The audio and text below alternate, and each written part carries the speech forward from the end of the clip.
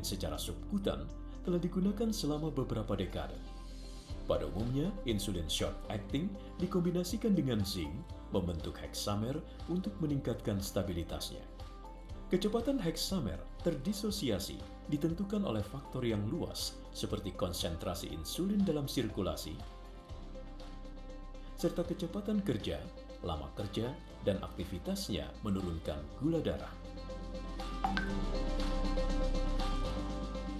Bila dibandingkan dengan human insulin, molekul apidra yang mengandung insulin glulisin hanya mengganti 2 gugus asam amino yang terdapat pada human insulin. Perubahan struktur ini menjadikan molekul apidra lebih stabil dalam bentuk dimer sehingga bentuk hexamer tidak terbentuk. Apidra merupakan analog insulin kerja cepat pertama yang bebas zinc. Ketika disuntikan secara subkutan, gugus dimer apidra dengan cepat akan terurai menjadi bentuk monomer sehingga cepat masuk ke dalam peredaran darah untuk menurunkan kadar gula darah segera setelah makan. Diagram ini memperlihatkan perbandingan antara respon insulin fisiologis terhadap pemberian apidra dan human insulin. Apidra juga memperlihatkan efek yang lebih cepat dibandingkan insulin aspart terhadap kadar gula darah postprandial. Apidra terbukti memperlihatkan waktu awal kerja yang lebih cepat dibandingkan insulin lispro.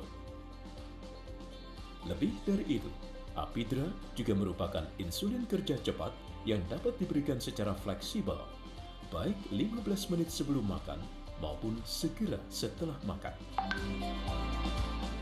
Apidra bekerja secara sinergis, mengendalikan kadar gula darah puasa dan gula darah postprandial secara optimal. Seperti yang terlihat di sini, di mana injeksi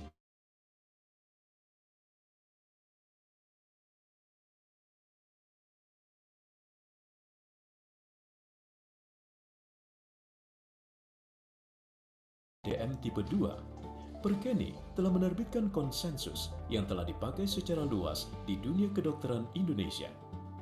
Insulin glulisin merupakan salah satu regimen pilihan yang dapat digunakan saat dibutuhkan intensifikasi insulin. Sekarang, dokter memiliki pilihan terbaik insulin glulisin untuk pasien diabetes tipe 1 dan 2. Apidra dengan mula kerja yang lebih cepat dibandingkan human insulin dan analog lainnya, fleksibel dalam waktu pemberian, dan lebih efektif dalam kombinasinya dengan insulin glargin dibandingkan dengan insulin premix. Apidra dengan formula bebas zinc memberikan aksi penurunan gula darah lebih cepat.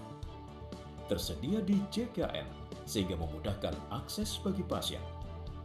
Tersedia dalam bentuk SoloStar yang memudahkan pasien dalam penyuntikan. Apidra juga hadir dalam bentuk vial yang sesuai untuk kebutuhan penggunaan di instalasi gawat darurat domestik maupun di unit rawat intensif.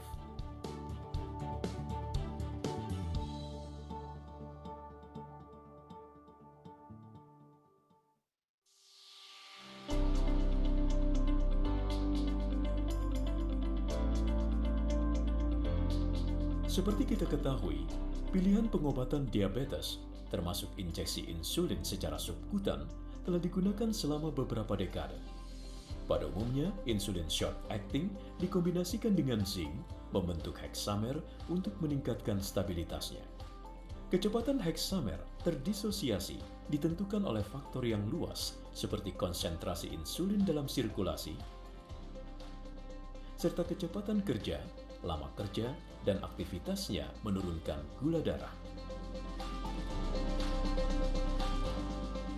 Bila dibandingkan dengan human insulin, molekul apidra yang mengandung insulin glulisin hanya mengganti 2 gugus asam amino yang terdapat pada human insulin. Perubahan struktur ini menjadikan molekul apidra lebih stabil dalam bentuk dimer sehingga bentuk hexamer tidak terbentuk.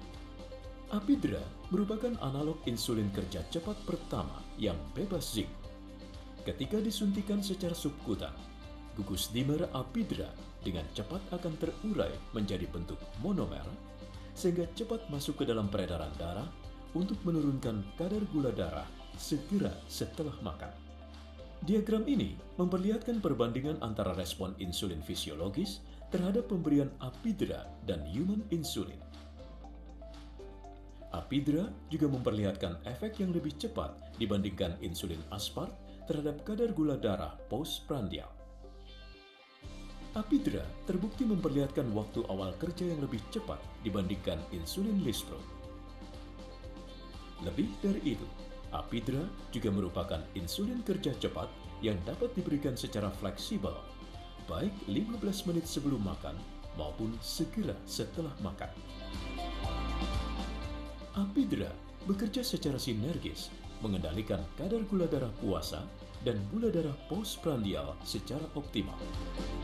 Seperti yang terlihat di sini, di mana injeksi tunggal Apidra yang ditambahkan dengan pemberian lantus sekali sehari memperlihatkan penurunan kadar HbA1c yang signifikan.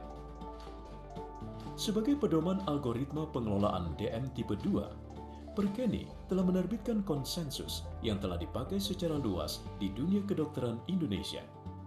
Insulin glulisin merupakan salah satu regimen pilihan yang dapat digunakan saat dibutuhkan intensifikasi insulin.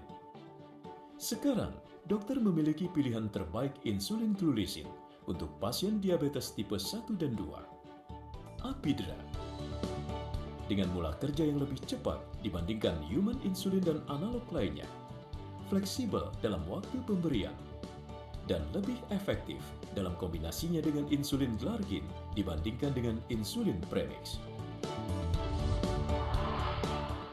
Apidra dengan formula bebas zinc memberikan aksi penurunan gula darah lebih cepat. Tersedia di JKN sehingga memudahkan akses bagi pasien. Tersedia dalam bentuk SoloStar yang memudahkan pasien dalam penyuntikan. Apidra juga hadir dalam bentuk vial yang sesuai untuk kebutuhan penggunaan di instalasi gawat darurat domestik maupun di unit rawat intensif.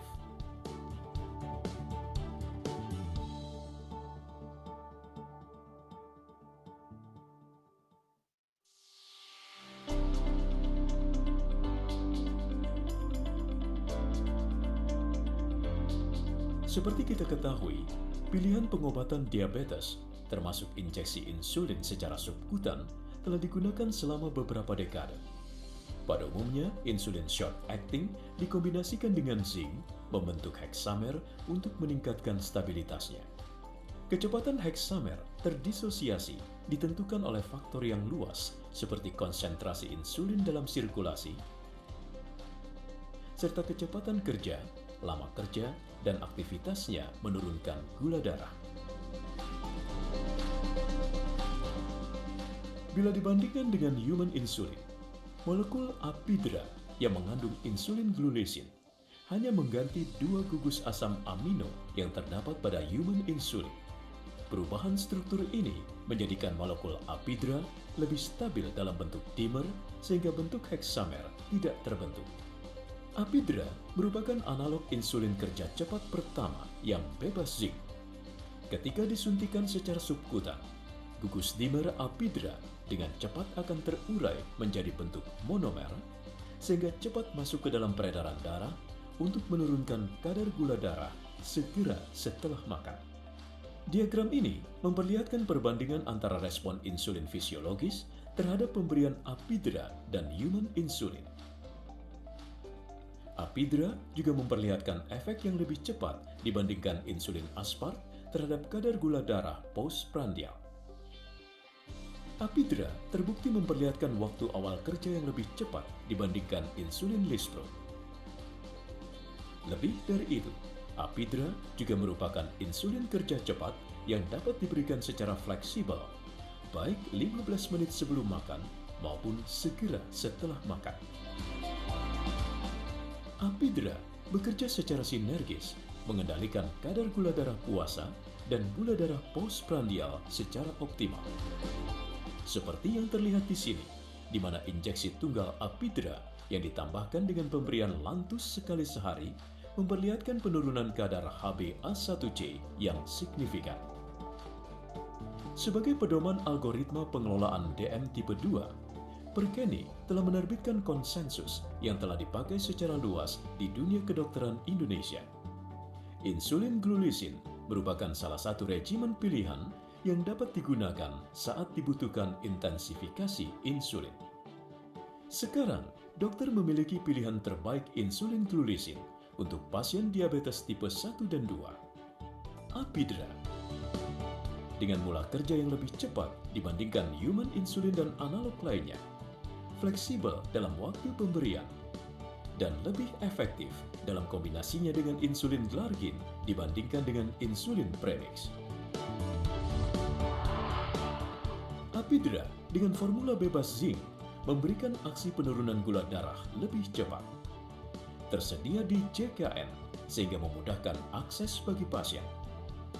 Tersedia dalam bentuk SoloStar yang memudahkan pasien dalam penyuntikan. Apidra juga hadir dalam bentuk vial yang sesuai untuk kebutuhan penggunaan di instalasi gawat darurat domestik maupun di unit rawat intensif.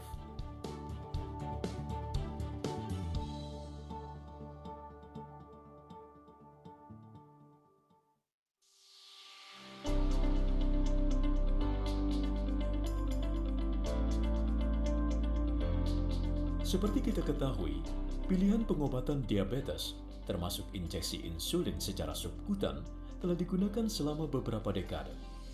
Pada umumnya, insulin short acting dikombinasikan dengan zinc membentuk hexamer untuk meningkatkan stabilitasnya. Kecepatan hexamer terdisosiasi ditentukan oleh faktor yang luas seperti konsentrasi insulin dalam sirkulasi, serta kecepatan kerja, lama kerja, dan aktivitasnya menurunkan gula darah. Bila dibandingkan dengan human insulin, molekul Apidra yang mengandung insulin glulisin hanya mengganti 2 gugus asam amino yang terdapat pada human insulin. Perubahan struktur ini menjadikan molekul Apidra lebih stabil dalam bentuk dimer sehingga bentuk hexamer tidak terbentuk. Apidra merupakan analog insulin kerja cepat pertama yang bebas zinc. Ketika disuntikan secara subkutan, gugus dimer Apidra dengan cepat akan terurai menjadi bentuk monomer, sehingga cepat masuk ke dalam peredaran darah untuk menurunkan kadar gula darah segera setelah makan. Diagram ini memperlihatkan perbandingan antara respon insulin fisiologis terhadap pemberian Apidra dan human insulin. Apidra juga memperlihatkan efek yang lebih cepat dibandingkan insulin aspart terhadap kadar gula darah postprandial. Apidra terbukti memperlihatkan waktu awal kerja yang lebih cepat dibandingkan insulin lispro. Lebih dari itu, Apidra juga merupakan insulin kerja cepat yang dapat diberikan secara fleksibel, baik 15 menit sebelum makan maupun segera setelah makan. Apidra bekerja secara sinergis, mengendalikan kadar gula darah puasa dan gula darah postprandial secara optimal. Seperti yang terlihat di sini, di mana injeksi tunggal Apidra yang ditambahkan dengan pemberian lantus sekali sehari memperlihatkan penurunan kadar HbA1c yang signifikan. Sebagai pedoman algoritma pengelolaan DM tipe 2, Perkeni telah menerbitkan konsensus yang telah dipakai secara luas di dunia kedokteran Indonesia.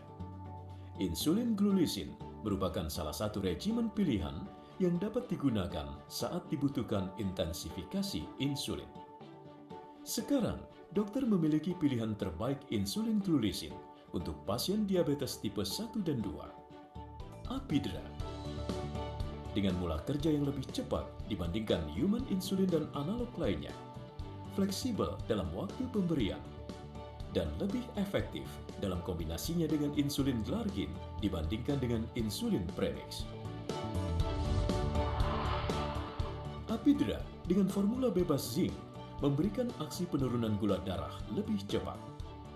Tersedia di JKN sehingga memudahkan akses bagi pasien. Tersedia dalam bentuk SoloStar yang memudahkan pasien dalam penyuntikan. Apidra juga hadir dalam bentuk vial yang sesuai untuk kebutuhan penggunaan di instalasi gawat darurat domestik maupun di unit rawat intensif.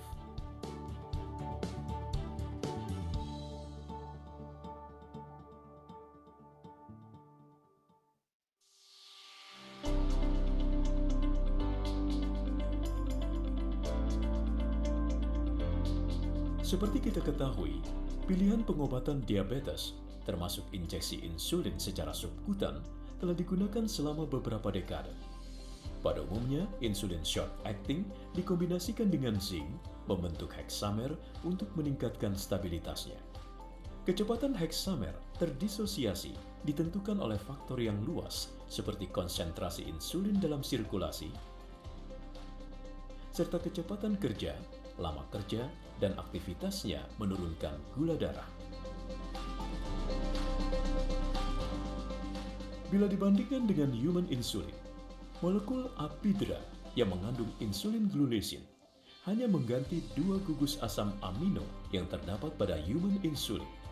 Perubahan struktur ini menjadikan molekul apidra lebih stabil dalam bentuk dimer sehingga bentuk hexamer tidak terbentuk. Apidra merupakan analog insulin kerja cepat pertama yang bebas zinc. Ketika disuntikan secara subkutan, gugus dimer apidra dengan cepat akan terurai menjadi bentuk monomer sehingga cepat masuk ke dalam peredaran darah untuk menurunkan kadar gula darah segera setelah makan. Diagram ini memperlihatkan perbandingan antara respon insulin fisiologis terhadap pemberian apidra dan human insulin. Apidra juga memperlihatkan efek yang lebih cepat dibandingkan insulin aspart terhadap kadar gula darah postprandial. Apidra terbukti memperlihatkan waktu awal kerja yang lebih cepat dibandingkan insulin lispro. Lebih dari itu, apidra juga merupakan insulin kerja cepat yang dapat diberikan secara fleksibel, baik 15 menit sebelum makan maupun segera setelah makan. Apidra bekerja secara sinergis, mengendalikan kadar gula darah puasa dan gula darah postprandial secara optimal. Seperti yang terlihat di sini, di mana injeksi tunggal apidra yang ditambahkan dengan pemberian lantus sekali sehari memperlihatkan penurunan kadar HbA1c yang signifikan.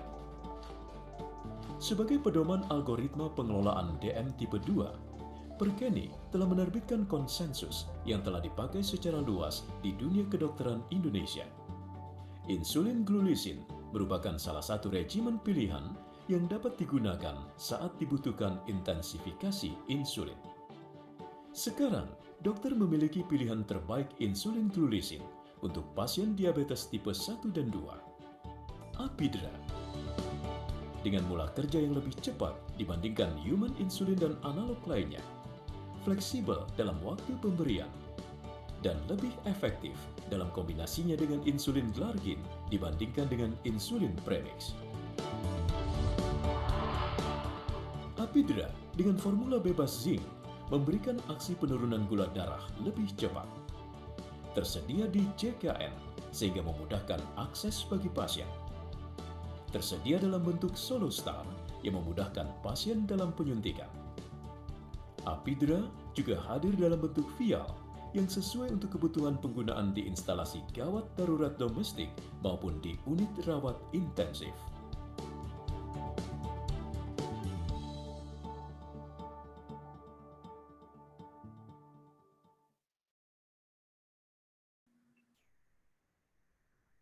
Oke, baik. Sore semuanya. Terima kasih telah ikut bergabung dalam webinar Halodoc mengenai the role of prandial insulin after basal optimization yang didukung oleh Sanofi.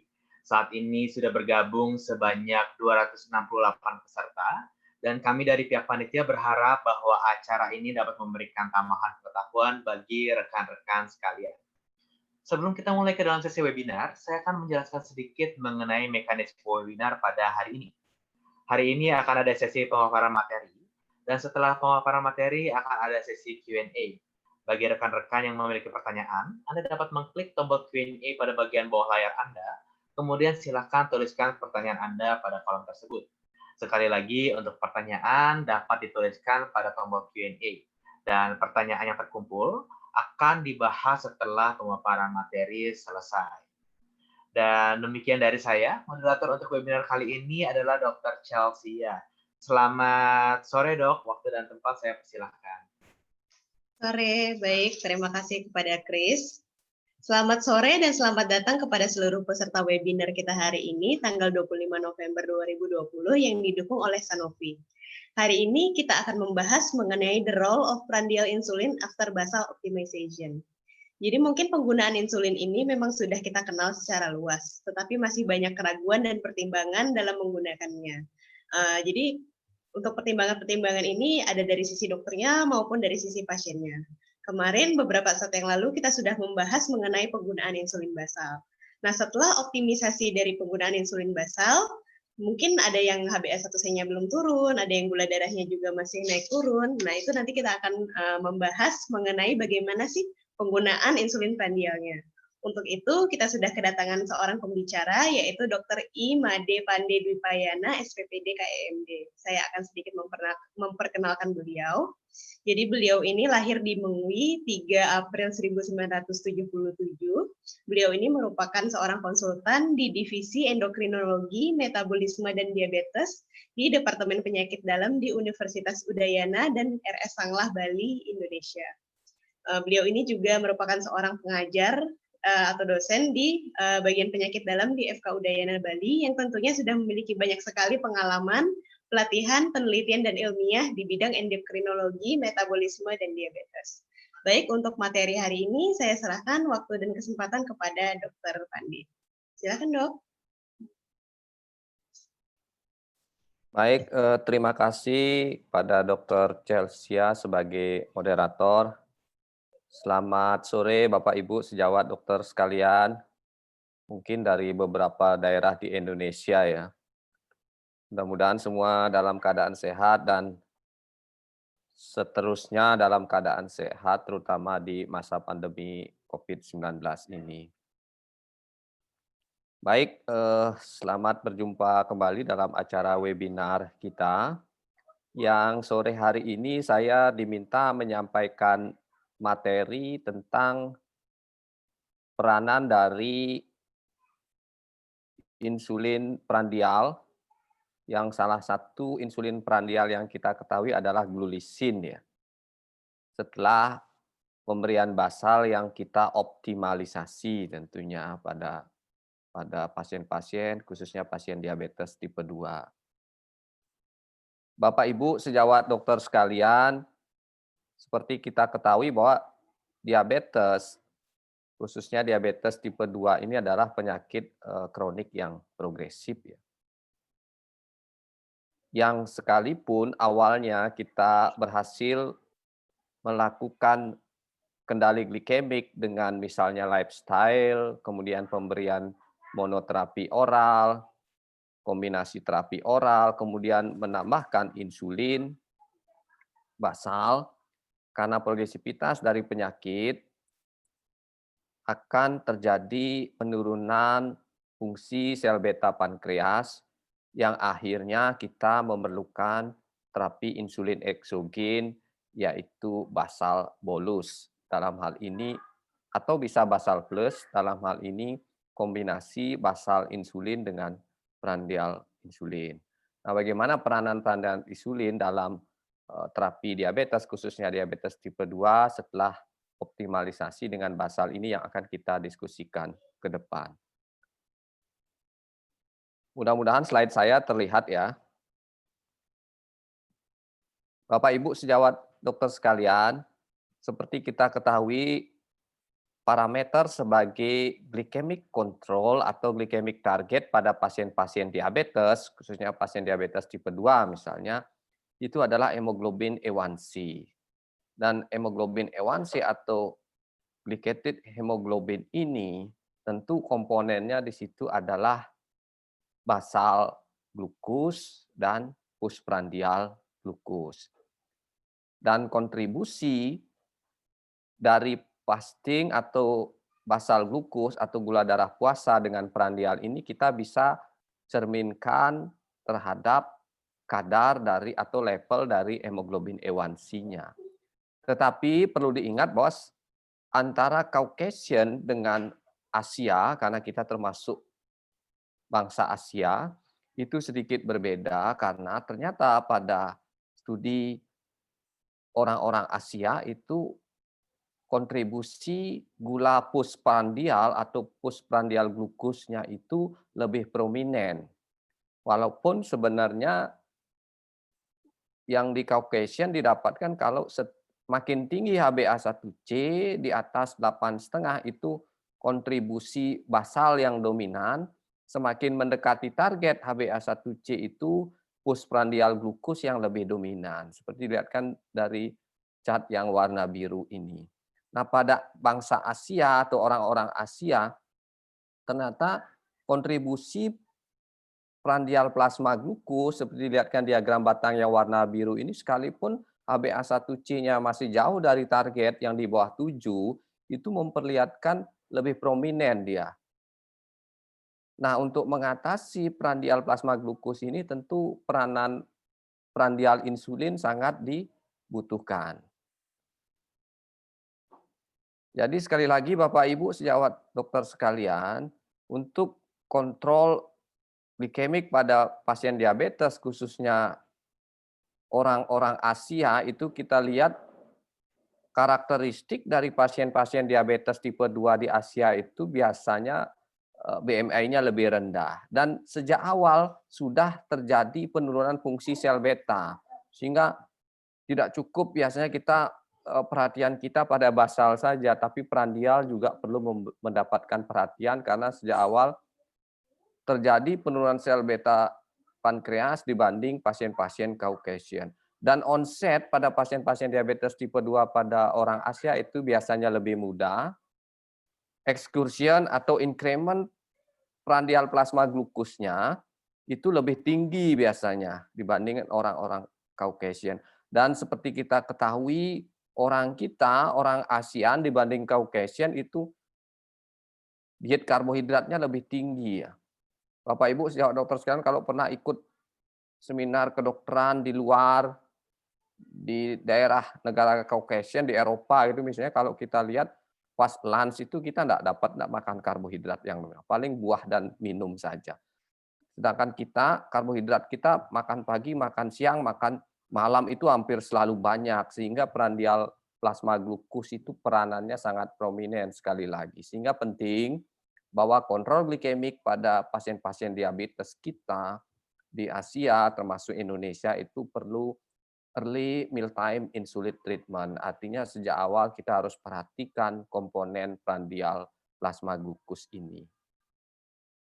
Nah, ini grafik ini juga menunjukkan bagaimana pasien-pasien Asia itu menunjukkan excursion dari prandial glukos yang lebih dominan. Jadi setelah asupan minuman yang mengandung glukosa atau makanan yang mengandung glukosa misalnya sereal dengan komposisi yang sama itu peningkatan prandial glukosnya lebih tinggi pada orang Asia dibandingkan dengan yang Eropa seperti ini.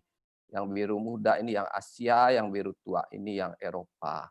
Ini menunjukkan prandial plasma glukos pas orang-orang kita itu lebih tinggi dibandingkan dengan orang-orang Caucasian.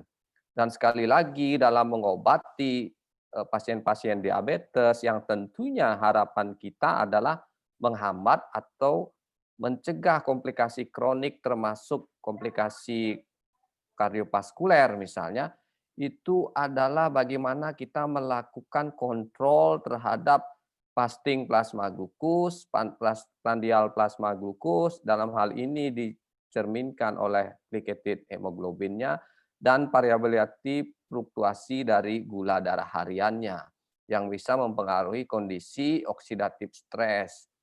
Nah, kalau kita bisa meminimalisir komponen-komponen ini, tentu risk komplikasi kronik yang terjadi bisa kita turunkan.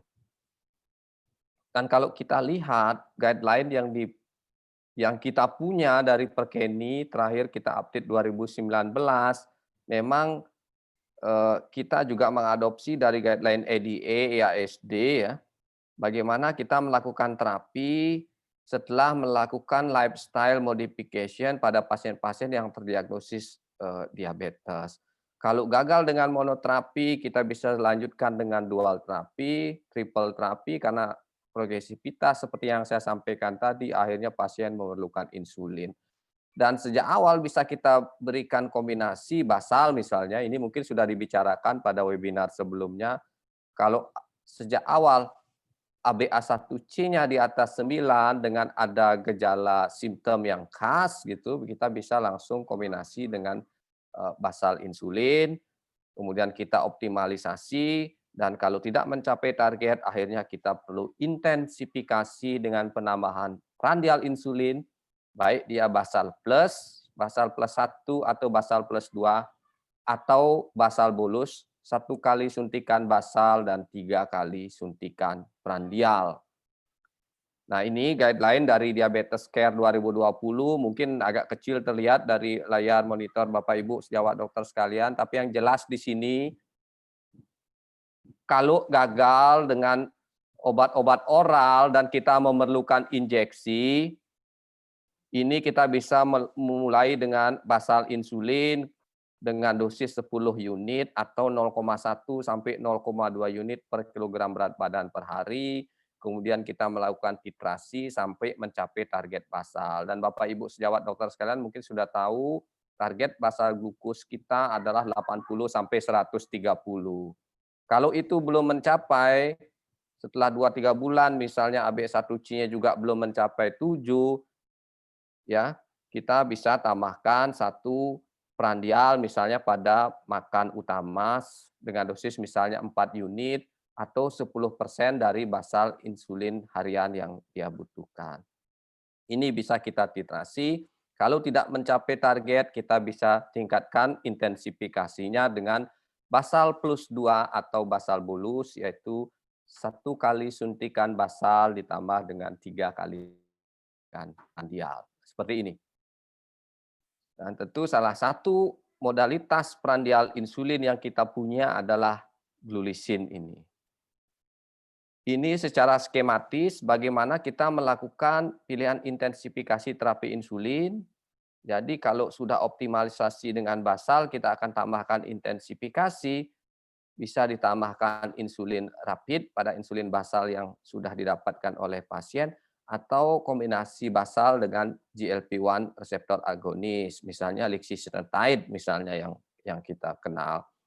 Cuma di sini mungkin GLP-1 reseptor agonis lixisenatide belum di-cover oleh insuran kita, dan harganya mungkin menjadi kendala, tapi secara teoritis keilmuan ini bisa dipakai intensifikasi. Penambahan rapid atau prandial insulin seperti yang saya sampaikan tadi bisa basal plus itu bisa basal plus 1, artinya 1 kali suntikan prandial pada makan utama, atau basal plus 2. Kalau misalnya diperlukan, akhirnya pasien memerlukan basal bolus ini.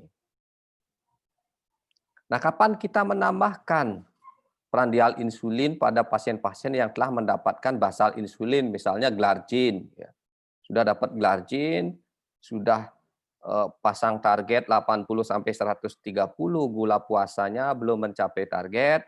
Setelah kita optimalisasi, misalnya seminggu 2 kali, kita naikkan 1-2 unit dosis sebelumnya, tidak mencapai target. Kapan kita sebut tidak mencapai target?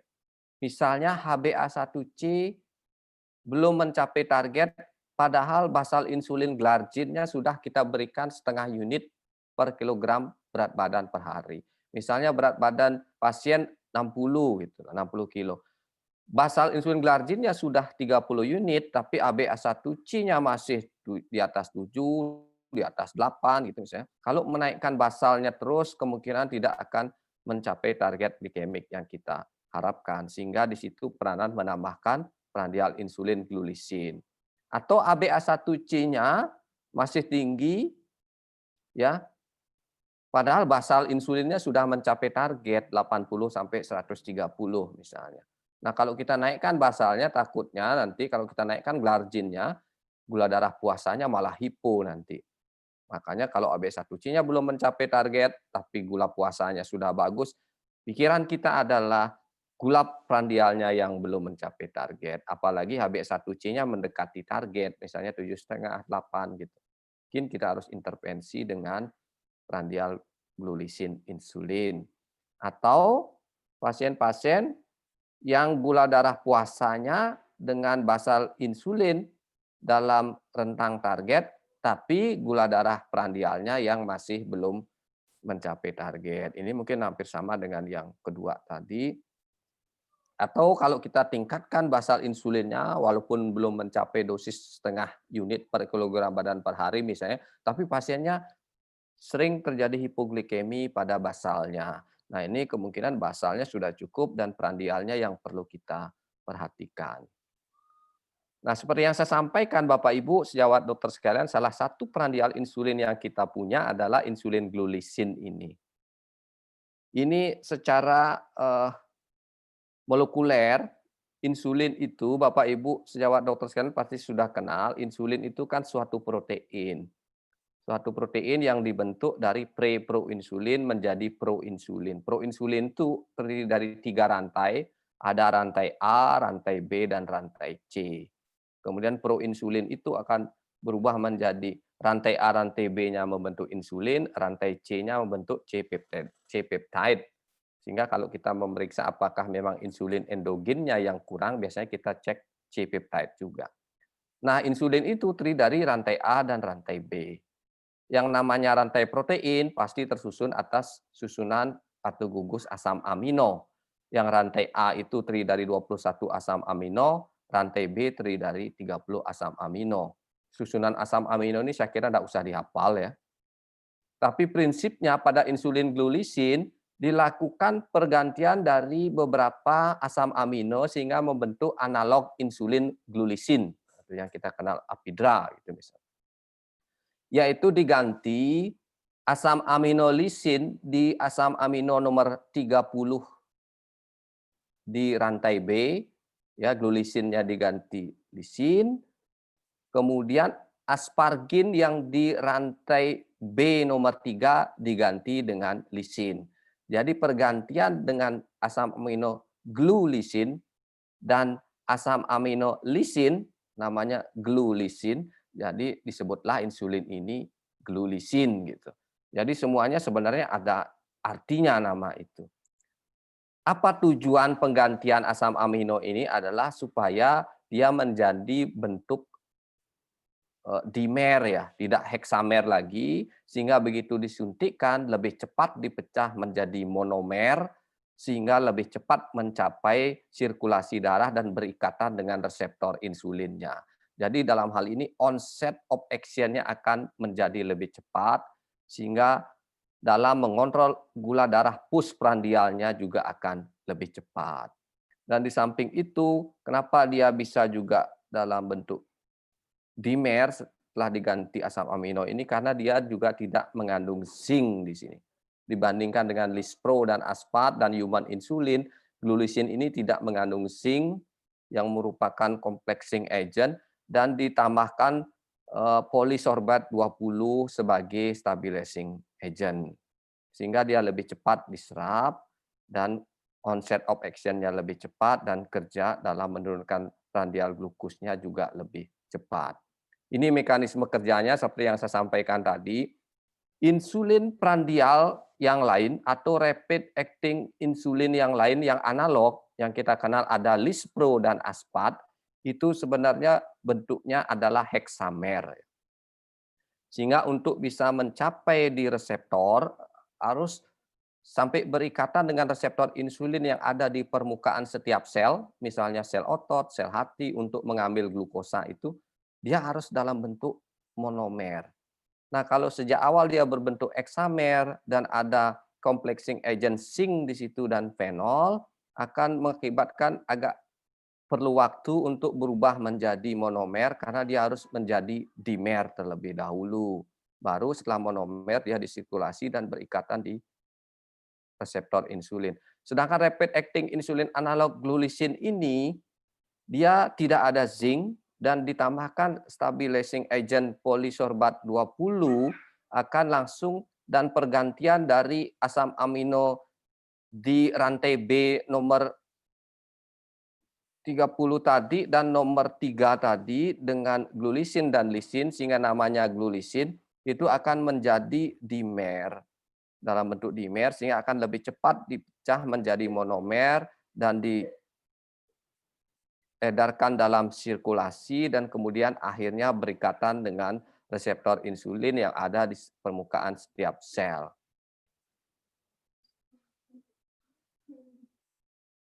Nah, data dari slide ini juga menunjukkan bagaimana insulin glukosin itu memiliki onset kerja yang lebih cepat dibanding insulin aspat.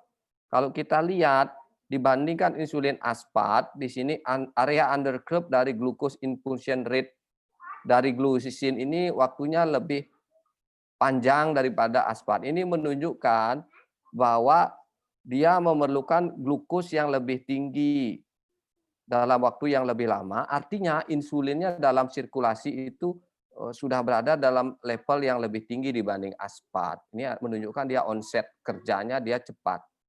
Dan waktu untuk mencapai maksimum glucose infusion rate dalam 10% itu juga lebih pendek dibanding aspat. Ini menunjukkan bahwa onset kerja dari insulin glulisin ini lebih cepat dibandingkan dengan insulin aspat. Nah, bagaimana dalam hal efikasi menurunkan level glukosa dengan glulisin ini dibandingkan insulin aspat? Ini adalah suatu studi randomized double blind crossover study ya, melihat farmakokinetik dan farmakodinamik obat insulin glulisin dibanding aspat. Kita lihat penurunan glukosa 1 jam setelah disuntikan itu, yang glulisin yang warna hijau ini lebih rendah dibandingkan dengan yang aspat.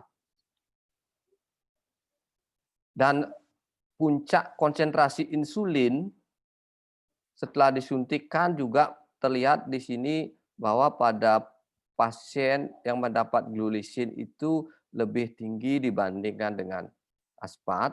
Artinya makanya ini menunjukkan kembali bahwa onset kerjanya lebih cepat dibandingkan dengan insulin aspat. Nah, bagaimana dengan flexibility? Bapak Ibu mungkin yang berpengalaman menangani pasien diabetes lebih banyak dan saya yakin berpengalaman juga menggunakan insulin. Tentu salah satu compliant atau kepatuhan pasien menggunakan insulin dia flexibility-nya ini. Dok, bisa nggak disuntik setelah makan? Saya lupa biasanya sebelum makan. Nah, kalau kita melihat studi ini, kita lihat glulisin, insulin glukosin disuntikan yang pre-meal atau post-meal itu menunjukkan efikasi dalam pencapaian AB1C yang hampir sama ya.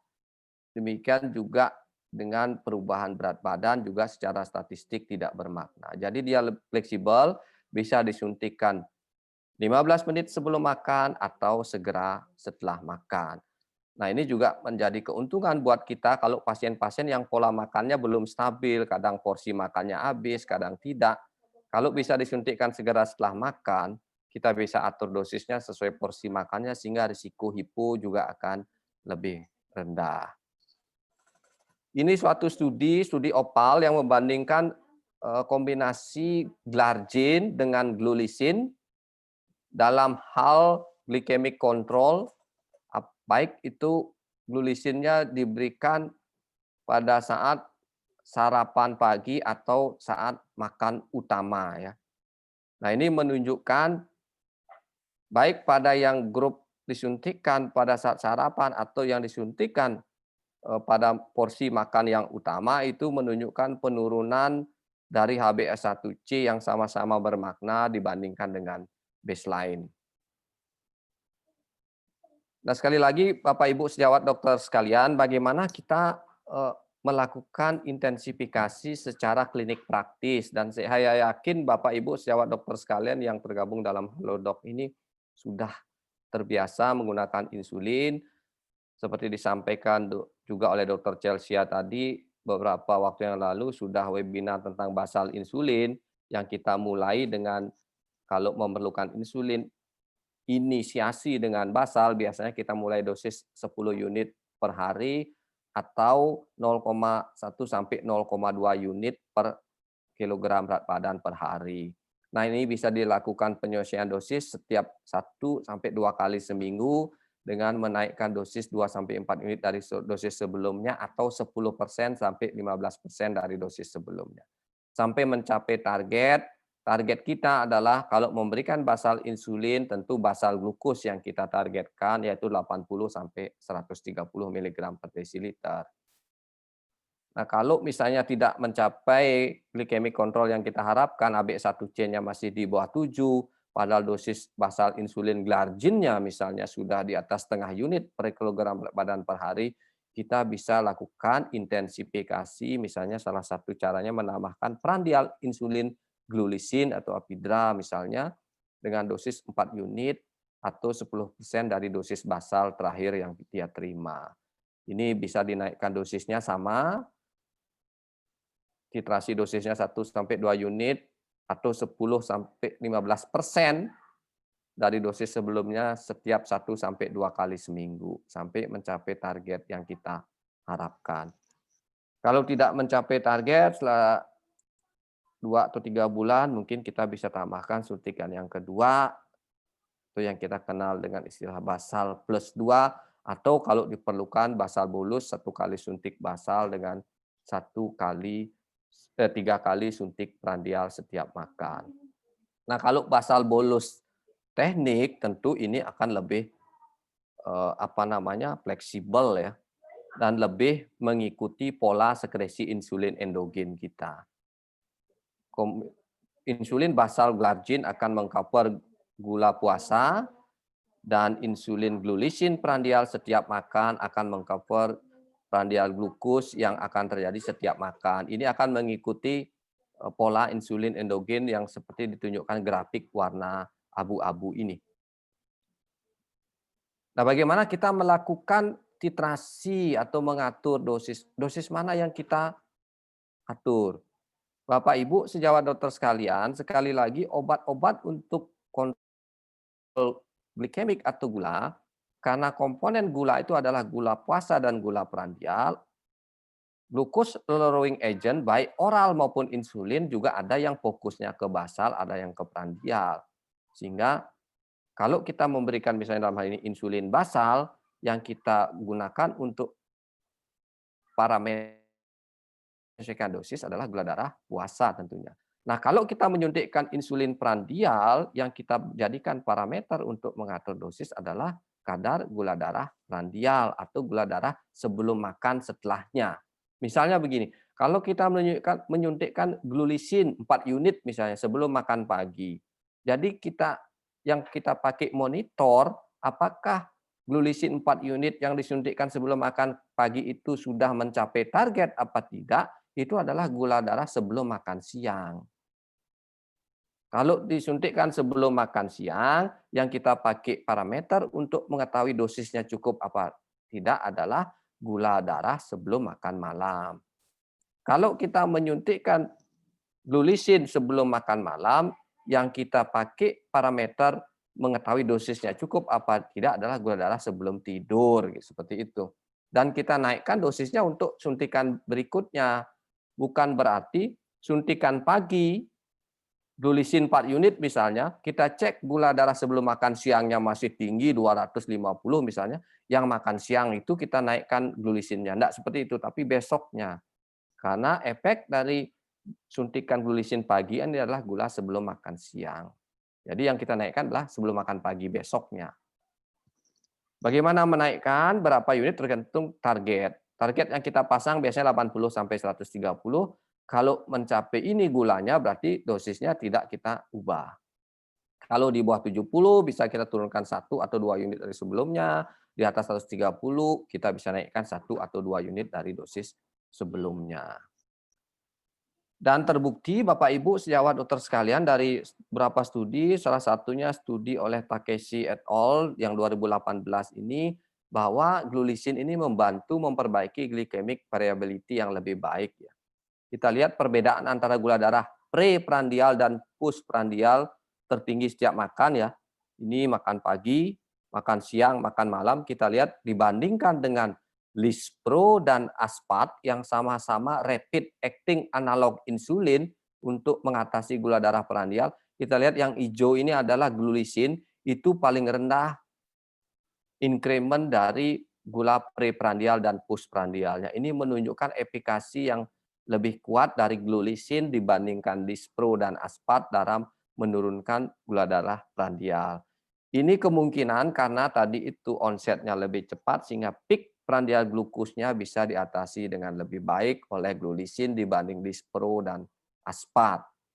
Ini juga glulisin membantu memperbaiki glycemic variability ditunjukkan oleh profil postprandial glucose gradient ini antara glulisin, lispro, dan aspat baik pada makan pagi, makan siang, makan malam itu lebih rendah secara bermakna pada pasien-pasien yang mendapatkan rapid acting analog insulin glulisin atau Apidra ini. Ini adalah suatu studi yang membandingkan premix ya. Karena sekali lagi dari bagan algoritma tadi intensifikasi juga kita bisa berikan dengan premix, cuma premixnya adalah fix. Fix kombinasi dia antara basal insulin dengan prandial insulin sehingga kita agak susah mengatur dosis kalau nanti variability prandialnya masih cukup tinggi. Ini ada studi yang membandingkan premix 2 kali sehari dibandingkan dengan basal insulin, baik dia basal plus maupun basal bolus. Artinya 1 kali basal ditambah 3 kali suntikan prandial, atau basal plus 1 kali basal dan 1 kali prandial. Kita lihat di sini pada basal plus kombinasi glargin dengan 1 kali suntikan glulisin memberikan kontrol gula darah puasa yang lebih baik dibandingkan dengan premix yang 2 kali sehari. Dan menunjukkan perbaikan HbA1c yang hampir sama ya. Sehingga nanti dari segi keuntungan kita lihat fastingnya lebih baik pada yang mendapatkan basal plus dan basal bolus ini dibandingkan dengan yang premix, yang bulat ini premix, yang kotak hitam basal plus, dan yang segitiga ini basal bolus. Jadi fasting plasma glukosnya lebih baik dan capaian HbA1c-nya hampir sama pada kedua kelompok. Termasuk juga peningkatan berat badan dan risiko hipoglikemi antara yang basal plus, kombinasi glargin dengan glulisin, dan basal bolus lebih rendah dibandingkan dengan premix. Jadi sekali lagi Bapak Ibu sejawat dokter sekalian, dalam memilih terapi tidak cukup kita memilih efikasi yang kuat dalam hal mengontrol gula darah atau HbA1c, tapi safety profile juga harus kita perhatikan. Dalam hal ini risiko hipoglikemi dan peningkatan berat badan. Nah, seperti disampaikan oleh studi ini, glycemic control dalam hal menurunkan fasting plasma glukos lebih baik pada basal plus, glargin plus glulisin. Walaupun HbA1c-nya capaiannya sama dari segi efikasi hampir sama, tapi safety profile dalam hal hipoglikemi dan juga weight gain-nya lebih baik pada yang basal plus dan basal bolus dibandingkan dengan yang premix. Dari Ginger Study juga memperlihatkan bagaimana basal bolus dengan menggunakan glargin dan glulisin ini menghasilkan glycemic control yang signifikan lebih baik daripada yang premix ya. Kita lihat insulin glargin dan insulin glulisin kombinasi yang warna biru dalam capaian HbA1c-nya dibandingkan dengan premix ini lebih baik pada pasien-pasien yang mendapat basal bolus kombinasi glargin dengan glulisin, dan capaian jumlah pasien yang mencapai HbA1c di bawah 7% juga lebih banyak, sekitar 47% pada yang mendapat glargin dan glulisin dibandingkan dengan premix insulin. Jadi sekali lagi sebenarnya kombinasi basal dan prandial ini lebih baik efikasinya, terutama yang basal bolus ya. Walaupun yang basal plus tadi hampir sama efikasinya, tapi safety profile-nya lebih baik daripada premix. Sedangkan yang basal bolus efikasinya jauh lebih baik dibandingkan dengan yang premix insulin. Jadi sekali lagi Bapak Ibu sejawat dokter sekalian, sebagai ringkasan apa yang ingin saya sampaikan, bahwa yang pertama prandial plasma glukos kontrol atau mengontrol gula darah prandial sejak awal sangat penting kita lakukan terutama pada pasien-pasien Asia yang secara karakteristik memang sejak awal terjadi penurunan sel beta pankreas, biasanya BMI-nya lebih rendah, kemudian konsumsi karbohidratnya lebih tinggi, kemudian sejak awal terjadi penurunan sel beta, itu biasanya gangguan prandial plasma glukosnya lebih prominent dibandingkan dengan Caucasian. Sehingga sekali lagi ini merupakan hal penting dalam komponen pengobatan diabetes tipe 2 pada pasien-pasien Asia, yaitu tentang prandial plasma glukos ini. Dan strategi Basal Plus dengan kombinasi glargin sekali sehari, dengan kombinasi dengan glulisin sekali sehari, diberikan pada makan pagi atau makan utama, ini menunjukkan efikasi yang sangat baik dan safety profil dalam hal hipoglikemi dan peningkatan berat badannya juga lebih rendah, terutama dibandingkan dengan premix tadi. Yang ketiga, basal bolus strategi ini juga merupakan pendekatan yang optimal. Jadi walaupun misalnya suntikannya jadi 4 kali, tapi sebenarnya lebih fisiologis seperti pola sekresi insulin endogen. Sehingga ini merupakan pendekatan yang optimal pada pasien-pasien diabetes tipe 2 yang sudah advance misalnya. Dan yang terakhir bahwa temuan dari real life studi juga mengkonfirmasi dari clinical trial yang dilakukan bahwa basal bolus teknik ini ternyata memberikan efikasi yang lebih baik dalam hal glycemic control, misalnya HbA1c dibandingkan dengan insulin premix. Dan terakhir, bahwa glulisin sebagai analog rapid acting insulin itu memiliki onset yang lebih cepat dan fleksibilitas dalam suntikan, karena dia bisa disuntikan baik sebelum 15 menit sebelum makan atau segera setelah makan. Mungkin itu yang bisa saya sampaikan. Mudah-mudahan bisa menambah informasi buat Bapak Ibu sejawat dokter sekalian, teman dokter di Halodoc ini, sehingga memberikan kontribusi dan harapan lebih baik dalam penanganan pasien-pasien diabetes kita, khususnya diabetes tipe 2. Sekali lagi terima kasih atas perhatiannya. Mohon maaf bila ada kekurangan dalam penyampaian materi ini. Ya, baik. Terima kasih banyak kepada Dr. Pandey yang sudah menyampaikan materi pada hari ini. Jadi tadi pada intinya setelah optimisasi dari yang basal insulinnya, bila memang ternyata belum mencapai target HbA1c-nya ataupun justru prandial blood glucose-nya itu ternyata masih tinggi, jadi bisa kita tambahkan dengan prandial insulinnya melalui basal plus ataupun basal bolus tadi, seperti itu ya dok ya. Baik, kita akan masuk ke dalam sesi Q&A, Dok. Jadi sebelum saya masuk ke dalam pertanyaan-pertanyaan, ataupun mungkin nanti ada pertanyaan-pertanyaan yang ingin ditanyakan lagi, dipersilakan kepada seluruh peserta untuk mengetikkannya di kolom question and answer untuk bisa dibacakan. Nah, sebelum masuk ke dalam pertanyaan-pertanyaan tersebut, saya ingin bertanya dulu nih, Dok, sebelumnya.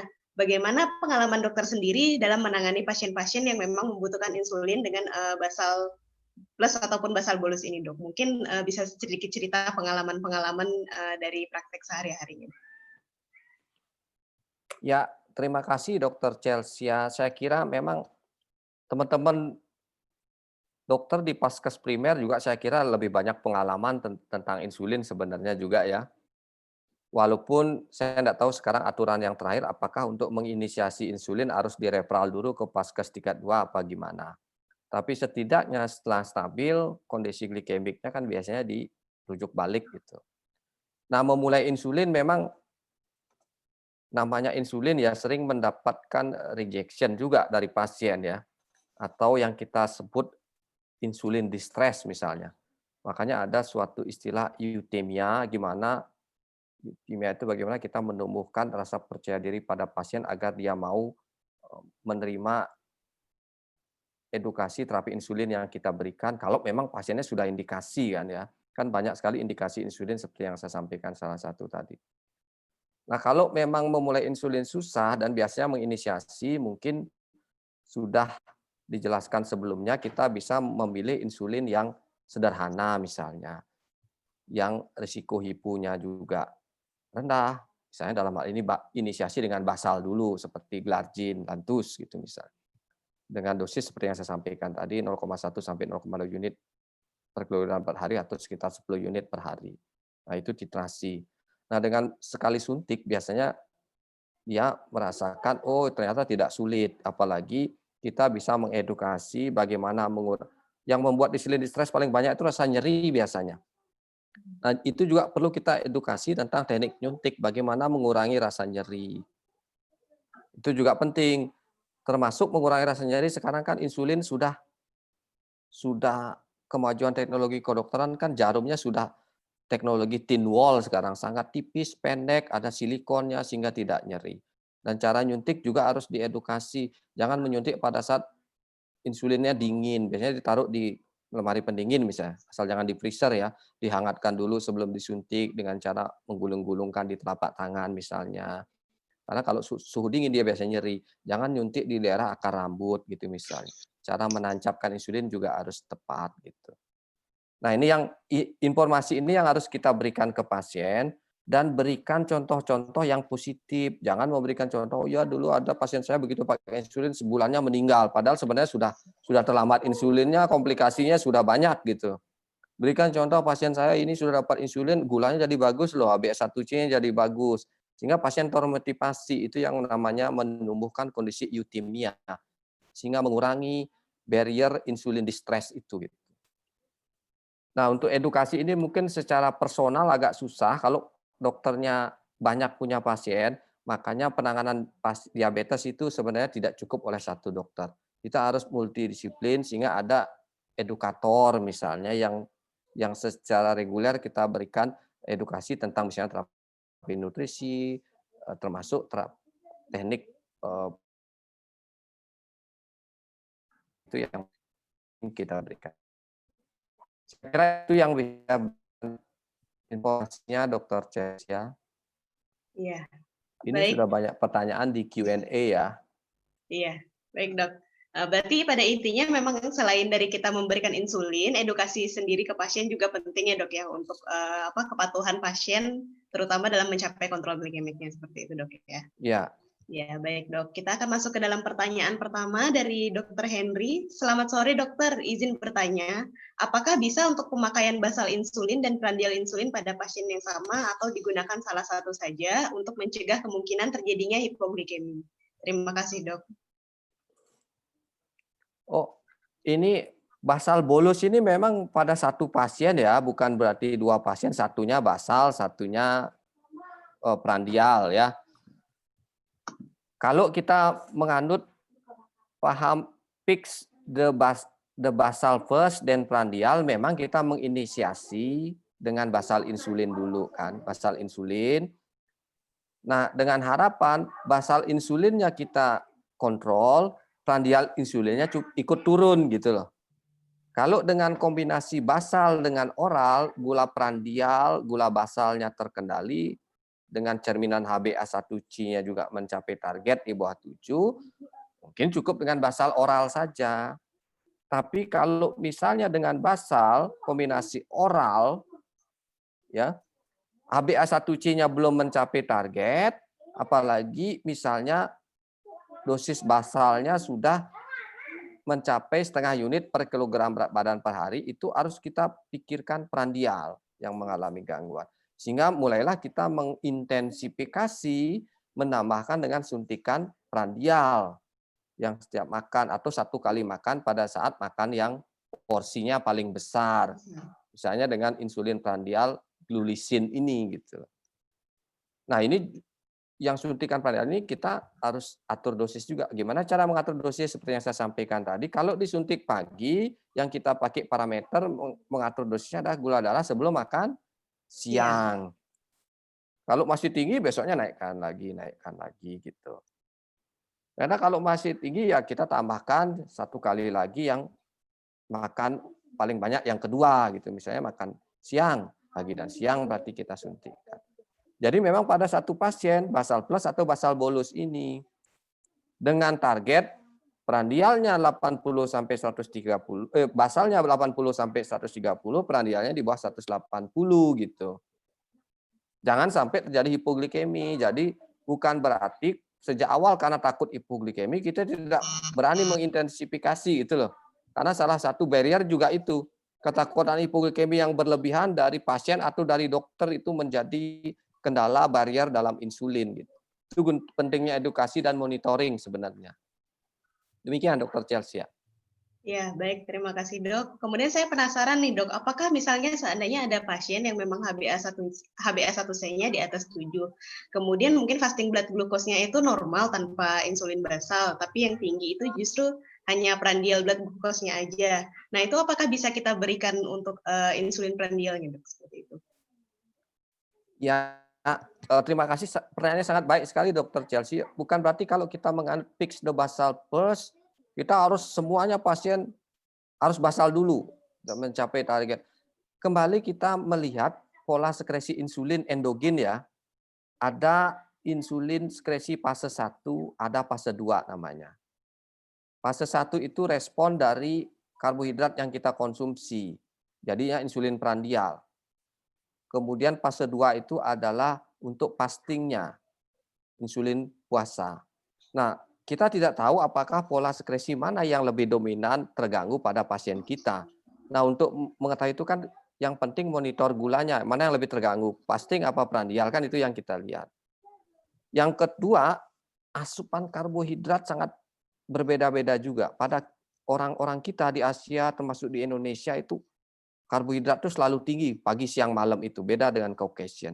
Nah, ini kemungkinan kebutuhan prandialnya akan jauh lebih tinggi dari basal. Sehingga tidak salah kalau ternyata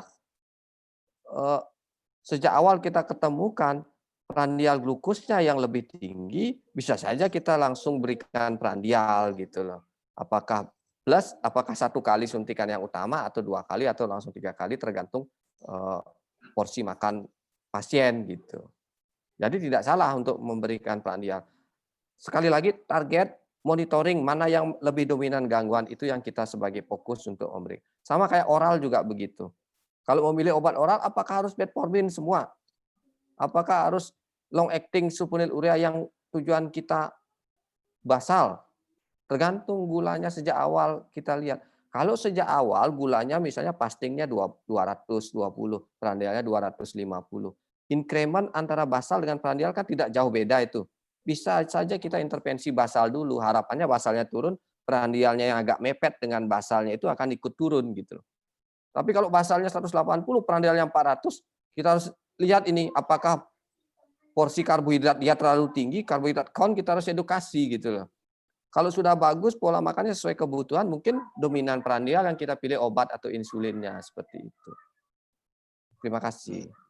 Baik, terima kasih, Dok. Berarti pada intinya kita kembalikan lagi pasien ke pasiennya, Dok ya. Apakah yang bermasalah itu memang fasting blood glucose-nya atau prandial blood glucose-nya, nanti kita pertimbangkan untuk penggunaan apakah memang hanya diperlukan basal saja atau basal plus atau bahkan basal bolus atau mungkin prandialnya saja, seperti itu, Dok ya. Ya. Ya, baik. Terima kasih, Dok. Kemudian kita ada pertanyaan berikutnya dari Dokter Anonymous. Ada pasien dengan fasting blood glucose-nya itu sekitar 600, Dok. Jadi apakah boleh kita kombinasikan antara insulin dengan obat? Kemudian batasan-batasan apa yang perlu kita perhatikan agar pasien tidak terjadi hipoglikemi? Terima kasih, Dok. Kalau gula puasa 600 ya, saya kira prandial juga akan jauh lebih tinggi dari itu. Dan kemampuan basal sendiri kan terbatas juga. Ya bisa saja pada saat ini kita langsung kombinasi juga tidak masalah sebenarnya. Nah, kalau bisa basal plus atau basal bolus sebenarnya lebih bagus karena lebih fleksibel kita mengatur dosis nanti. Cuma memang kendalanya kan jumlah suntikan. Nah, itu yang perlu kita edukasi.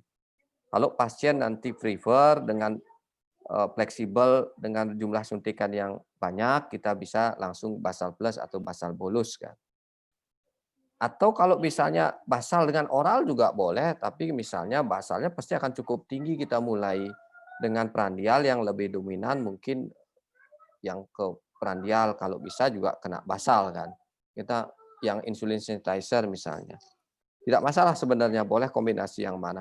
Tapi tetap perhatikan kalau gula darah di atas 600 itu apakah ada ancaman metabolik akut enggak? Misalnya ketonnya positif, osmolaritas darahnya tinggi, itu kan sebenarnya dasar patofisiologinya adalah lack of insulin kan, baik di absolut maupun relatif. Sehingga pada kondisi itu saya kira insulin akan menjadi pilihan. Gitu.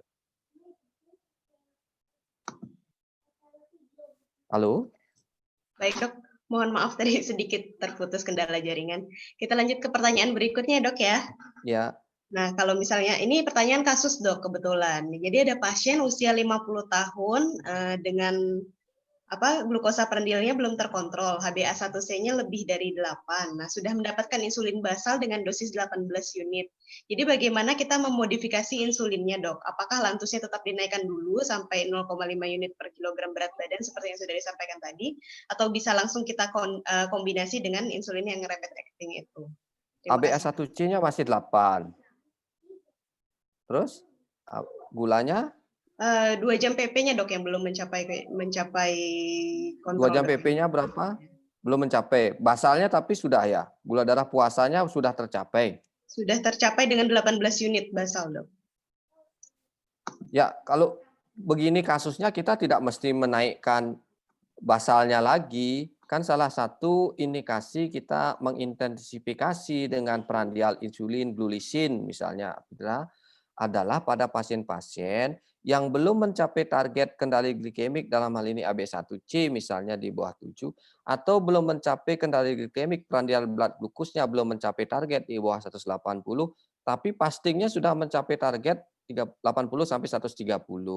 Nah, itu peranannya glulisin prandial insulin dalam hal ini karena kalau kita menaikkan basalnya justru nanti basal hipoglikemi bisa pasiennya gitu. Jadi jangan taken for granted harus dinaikkan dulu basalnya sampai 0,5 unit sampai misalnya 30 unit per hari karena berat badannya 60 misalnya. Nanti malah hipo basalnya. Jadi prandial yang mesti kita fokus. Kalau mau ini 18 unit lantus misalnya atau glargin, HbA1c masih 8, tapi kalau dia tidak kekeh sekali tidak mau prandial insulin, kita bisa pilih obat oral kalau tidak ada kontraindikasi, misalnya yang fokus ke prandial. Contohnya apa? Misalnya alpha glucosa inhibitor, misalnya karbos, misalnya gitu. Jadi kita intervensi prandialnya pada kondisi ini. Ya, baik. Terima kasih, Dok. Kemudian ini pertanyaan berikutnya dari Dr. Gusti Gunawan, ini cukup menarik juga, Dok. Mohon bertanya, apakah pemberian insulin prandial itu boleh diberikan dengan dosis yang berbeda? Misalnya paginya beda, siangnya beda, malamnya beda, seperti itu. Terima kasih. Ya, pertanyaan sangat bagus sekali ya. Memang sebenarnya kan tidak pasti sama sekali ya, tapi kalau pola makannya atau karbohidrat count-nya sama pagi, siang, malam, aktivitasnya juga tidak mempengaruhi kontrol gula yang sangat signifikan misalnya, bisa saja hampir sama. Tapi sebenarnya kalau cari real, secara endogen pun saya kira sekresi insulin prandial itu akan beda-beda antara pagi, siang, malam itu ya. Makanya di sini perannya sebenarnya 7 point monitor gula darah itu sangat penting. Misalnya pagi hari sebelum makan pagi, setelah makan pagi, sebelum makan siang, setelah makan siang, kemudian sebelum makan malam, setelah makan malam, dan sebelum tidur. Kan 7 point care itu kan ya. Tapi kan sangat sulit kita menyuruh pasien memonitor gula 7 kali sehari misalnya. Kalau bisa itu dilakukan, coba lihat variability gulanya. Pasti berbeda-beda pre dan post pagi, pre dan post siang, pre dan post malam. Walaupun misalnya dia mengaku pola makannya jumlah kalorinya sama gitu loh.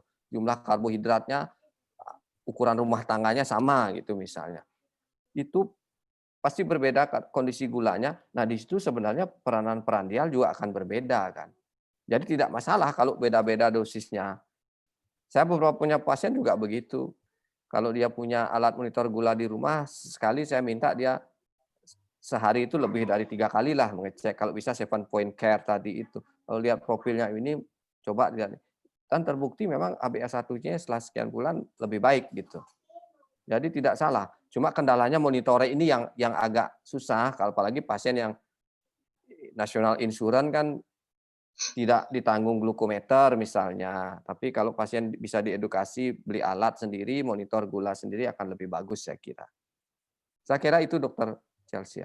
Ya, berarti pada intinya apabila memang pasien bisa melakukan pemeriksaan blood glukosnya sendiri, jadi tidak masalah dok ya, disesuaikan dengan antara glukosnya dengan dosis insulin untuk prandialnya seperti itu dok ya. Iya. Ya, terima kasih dok. Kemudian ini ada dua pertanyaan dari Dr. Ingot dan Muhammad Abidin. Ini mempertanyakan hal yang mirip dok. Jadi pada pasien-pasien DM tipe 2 yang biasanya memang dapat prandial insulin, tapi mungkin pada kondisi tertentu memang sedang sakit, tidak nafsu makan, kemudian ada mual muntah. Nah itu apakah nanti dosis prandial insulinnya itu apakah akan tetap atau boleh kita turunkan atau boleh kita skip dulu kalau tidak makan seperti itu? Ya, ini pertanyaan klinik praktis ya. Saya kira kalau perubahan pola makan juga akan mempengaruhi dosis, terutama yang prandial. Yang basal, yang kerja panjang mungkin tidak begitu terpengaruh ya. Sama pengalaman saya merawat pasien di rumah sakit pun,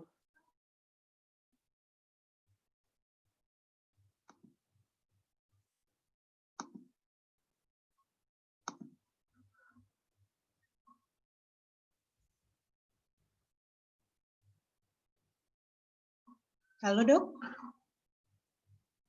Dokter Made, Dokter Pande? Ya, sepertinya mungkin ada sedikit gangguan atau kendala teknis jaringan dari Dokter Pande. Mungkin kita bisa tunggu sebentar, sambil mungkin kepada seluruh sejawat yang masih memiliki pertanyaan, boleh sambil ditanyakan ke dalam kolom Q&A.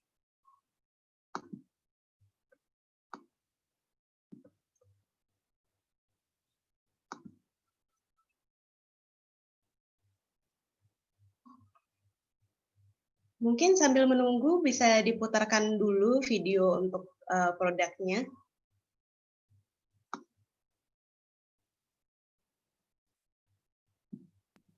Pengobatan diabetes, termasuk injeksi insulin secara subkutan, telah digunakan selama beberapa dekade.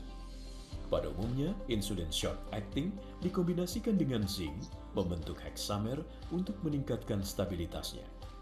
Kecepatan hexamer terdisosiasi ditentukan oleh faktor yang luas seperti konsentrasi insulin dalam sirkulasi, serta kecepatan kerja, lama kerja, dan aktivitasnya menurunkan gula darah. Bila dibandingkan dengan human insulin, molekul apidra yang mengandung insulin glulesin hanya mengganti 2 gugus asam amino yang terdapat pada human insulin. Perubahan struktur ini menjadikan molekul apidra lebih stabil dalam bentuk dimer sehingga bentuk hexamer tidak terbentuk. Apidra merupakan analog insulin kerja cepat pertama yang bebas zinc. Ketika disuntikan secara subkutan, gugus dimer apidra dengan cepat akan terurai menjadi bentuk monomer sehingga cepat masuk ke dalam peredaran darah untuk menurunkan kadar gula darah segera setelah makan. Diagram ini memperlihatkan perbandingan antara respon insulin fisiologis terhadap pemberian apidra dan human insulin. Halo, Ya, selamat sore. Sore dok, sepertinya Mohon sudah maaf, bergabung kembali ya dok ya. Ada masalah koneksi ya, mohon maaf. Siap, tidak apa-apa dok.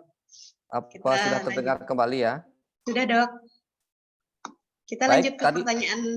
Pertanyaan tadi sudah ya terjawab ya? Apa masih belum ya? Sudah dok. Baik. Kita lanjut ke pertanyaan berikutnya dok ya. Baik, silakan. Ya, Dokter Ahmad dari Dokter Ahmad Ali Mahfud. Maaf dokter, apakah pada kondisi tertentu misalnya infeksi khususnya pada COVID itu bisa mempengaruhi kadar dari insulin atau dari glukosa pasien? Nah, pengalaman pasien rutin insulin selama proses perawatan COVID itu gulanya tidak stabil dengan dosis rutinnya seperti itu, dok. Ya, baik. Terima kasih Dokter Chelsea dan sejawat yang bertanya ya. Saya kira ini juga pertanyaan yang penting. Saya sampai saat ini juga merawat beberapa pasien COVID dengan DM ya. Selama ini setiap hari pasti ada saja pasien DM saya yang terawat dengan COVID-19. Sekarang aja saya merawat sekitar 8 ya.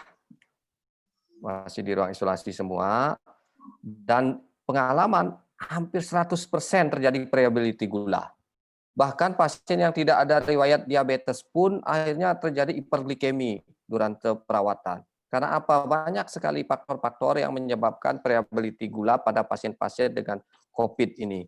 Karena COVID ini emerging disease ya, Tidak COVID pun infeksi yang lain juga akan meningkatkan gula. Karena apa? Karena kondisi penyakit, khususnya infeksi ini akan meningkatkan stres hormon seperti glukagon, kortisol, growth hormon yang semuanya ini adalah kontraregulasi insulin. Dia menekan kerja insulin.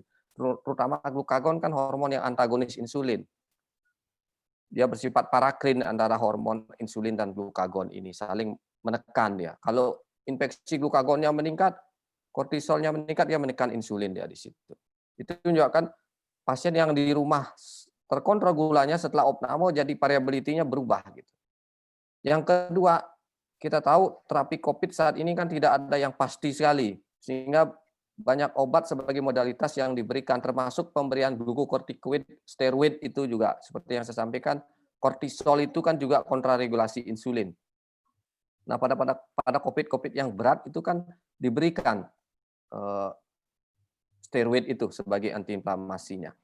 Nah, ini juga akan mempengaruhi variability gula. Dan tentu saja secara logika ya, karena terjadi perubahan gulanya, tentu perubahan dosis insulinnya pasti akan terjadi. Bahkan kadang perlu memerlukan drip insulin intravena lagi pada saat perawatan. Dan bagusnya lagi ini glulisin juga sudah ada dalam atau apridaan ini dalam bentuk vial sehingga kita bisa lebih efektif gunakan dalam terapi intensif insulin dengan drip misalnya gitu. Jadi sekali lagi tidak salah kita melakukan atau merubah insulinnya saat perawatan tergantung monitor gulanya karena variability gula pasti akan terjadi pada kondisi ini. Demikian Dr. Chelsea. Ya, baik. Terima kasih, Dok.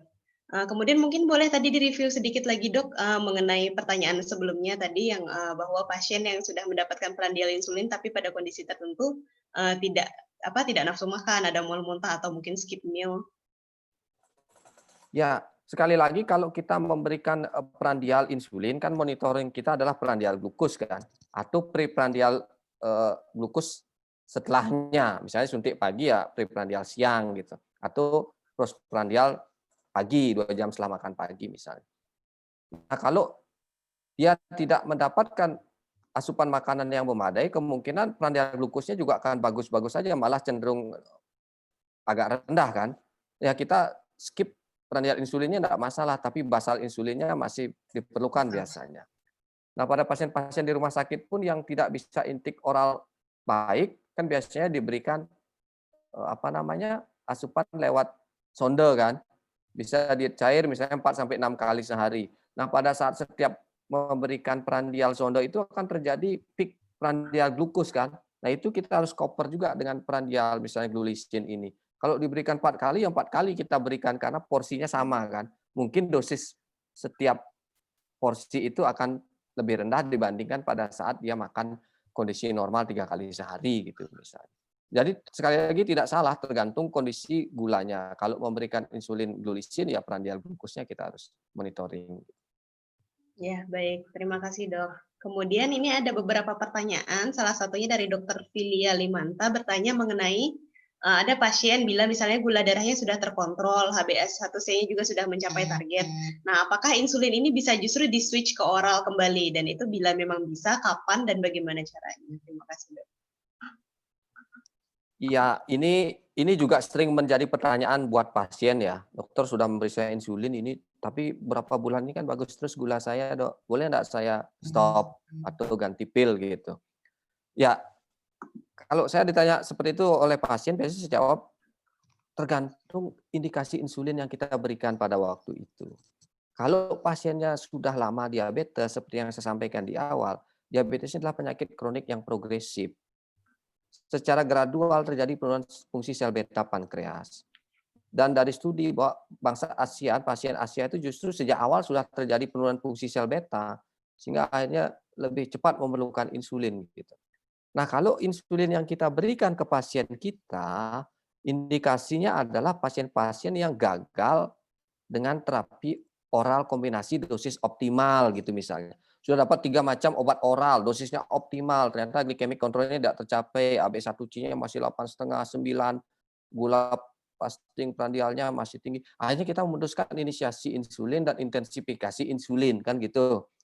Dengan intensifikasi insulin basal plus atau basal bolus misalnya, ternyata glycemic control jadi bagus. Dia terkontrol karena insulin. Kalau kita stop, kita kembalikan ke oral, kemungkinan akan tidak terkontrol lagi.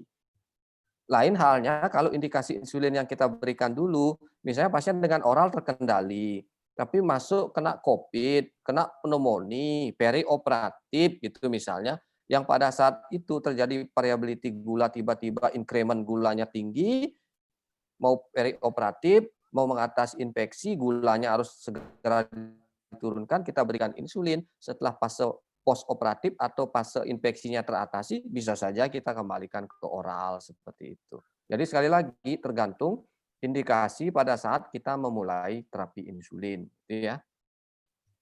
Ya, baik, terima kasih dok. Berarti kembali ke indikasinya dok ya, bila memang kontrol utamanya adalah karena obat-obatan tidak berhasil, kemudian sudah kita naikkan ke insulin dan itu akhirnya terkontrol dengan insulin, maka sebaiknya tetap dilanjutkan karena memang insulin yang mengontrol gula darahnya. Tetapi apabila memang ada indikasi khusus seperti karena ada infeksi, perawatan di rumah sakit dan sebagainya, maka kita boleh kembalikan ke oral lagi. Seperti itu dok ya. Ya, betul Dr. Chelsea. Terima Nah, ini kasih. yang perlu waktu saya kira untuk mengedukasi pasien ini, karena sekali lagi mengobati pasien metabolik ini kita tidak cukup melihat hasil lab saja, kita harus mengadakan komunikasi dengan pasien. Harus komprehensif ya dok ya. Ya. Ya, kita lanjut ke pertanyaan berikutnya ya dok ya, dari Dr. Naila Amalia. Dokter izin bertanya, pasien yang kompos mentis datang ke IGD saat dicek gula darahnya 450. Halo, Dokter Pande? Ya, silakan Dokter Chelsea. Saat dicek gula darahnya 450, tidak ada keluhan lain. Kemudian ada riwayat hipertensi, tapi saat datang tensinya normal. Nah, apakah itu sudah ada indikasi untuk diguyur ataukah ada pertimbangan lain? Misalnya mungkin boleh obat oral dulu atau justru mungkin sudah kita sarankan untuk penggunaan insulin dan sebagainya karena mengingat gula darahnya memang sudah tinggi. Ini pasien newly diagnosis ya, artinya baru terdiagnosis diabetes pada saat masuk UGD. Iya dok. Gulanya 450. 450. Masuk ke UGD-nya karena apa ya? Di sini katanya sih tidak ada keluhan lain dok. Mungkin karena mau periksa, kemudian ternyata yang saat diperiksa yang ditemukan adalah gula darahnya yang tinggi. Kalau nggak ada keluhan ke UGD, suruh ke poliklinik aja. Baik, sebenarnya begini ya. Kalau kita mengobati sesuatu, saya biasanya melihat, ya memang sih kita tidak mengobati guideline ya, tapi setidaknya guideline itu menjadi acuan buat kita, sebagai evidence buat kita, sebagai panduan, tentu dengan modifikasi tergantung individualized pasien kan, karena pengobatan diabetes sekarang individualized, tidak noktok seperti guideline yang ada kan, seperti itu.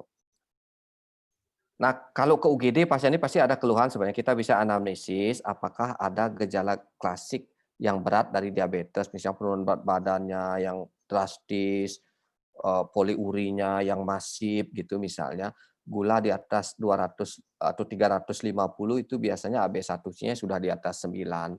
Nah, secara guideline yang kita punya per Keni juga kalau sejak awal diagnosis AB1C di atas 9 dengan gejala yang berat, itu kan sudah bisa memulai inisiasi dengan insulin kan misalnya. Kalau ada sarana pemeriksaan HbA1c kan. Nah, kalau misalnya tidak ada seperti itu, bisa saja kita mulai dengan oral misalnya. Tapi dengan catatan, baik kita memulai dengan oral atau insulin, edukasi farmakologi, non-farmakologi terapi seperti lifestyle, terapi nutrisi medis, dan aktivitas fisik itu harus tetap kita edukasi. Ya. Jadi sekali lagi kita lihat individualized, indikasi sesuai guideline yang ada. Jadi kalau 450, bukan berarti kalau tidak ada keluhan sama sekali, bisa aja kita pakai oral kombinasi, misalnya yang insulin sensitizer dengan insulin sekitagogus misalnya. Jadi prinsipnya memulai oral itu adalah yang cara kerjanya berbeda. Jangan memilih kombinasi terapi oral yang cara kerjanya sama. Misalnya sama-sama insulin sensitizer, Litason, Stasiolin dengan metformin gitu misalnya. Mestinya insulin sensitizer dengan insulin sekitagogus, baik yang sulfonylurea maupun non sulfonylurea. Saya kira itu Dr. Chelsea. Ya, baik. Terima kasih, Dok. Kemudian ini pertanyaan dari Dr. M. Ahsanuddin Ansori. Izin bertanya dok, misalnya pasien-pasien dengan komorbid chronic kidney disease, gula darah puasa dan prandialnya itu belum mencapai target setelah dengan penggunaan insulin. Nah, apakah ada penyesuaian tertentu untuk dosis insulinnya, mengingat pasiennya yang punya CKD tadi? Kemudian untuk dosis maksimalnya kira-kira bagaimana dok? Jadi mungkin ada pasien yang setelah dinaikkan kemudian tidak mencapai target terus baik dari gula darah puasa maupun prandialnya. Jadi itu kapan kita berhenti di dosis seperti itu, dok?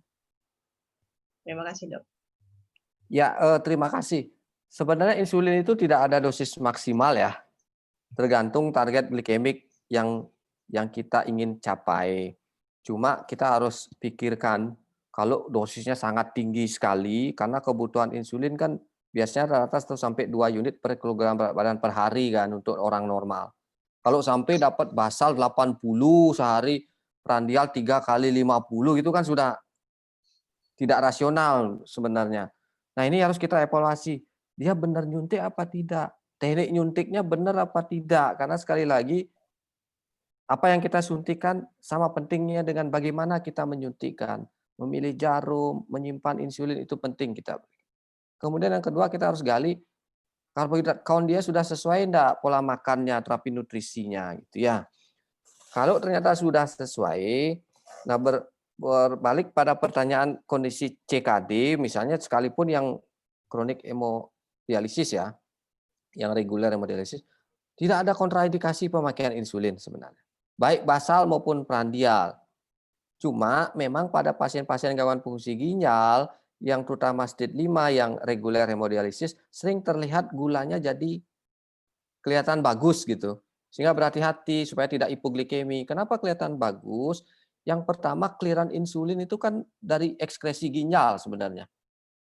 Seperti saya sempat di materi tadi saya sempat singgung bahwa insulin itu kan dari pre-proinsulin, proinsulin, jadi insulin rantai A rantai B-nya, C-nya jadi C-peptide kan gitu. Nah, walaupun misalnya fungsi sel beta pankreas sudah menurun, pre-proinsulin, proinsulin ini masih disintesis dia. Dan ini mestinya di-clearance oleh ginjal. Kalau fungsi ginjal terganggu, fungsi ginjal terganggu, ini juga akan menyebabkan akumulasi dari insulin sehingga gulanya akan terlihat bagus.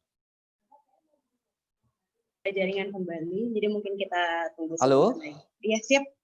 Dok? Ya. Sudah, dok. Sudah terdengar kembali. Ya.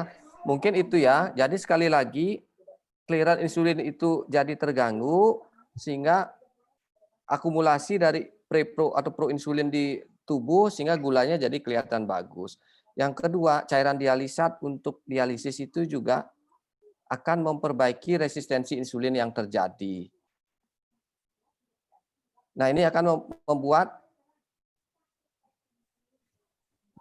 Halo, dok. Dokter Pande. Halo, selamat sore. Iya, dok. Baik, dok. Sudah terdengar kembali, dok.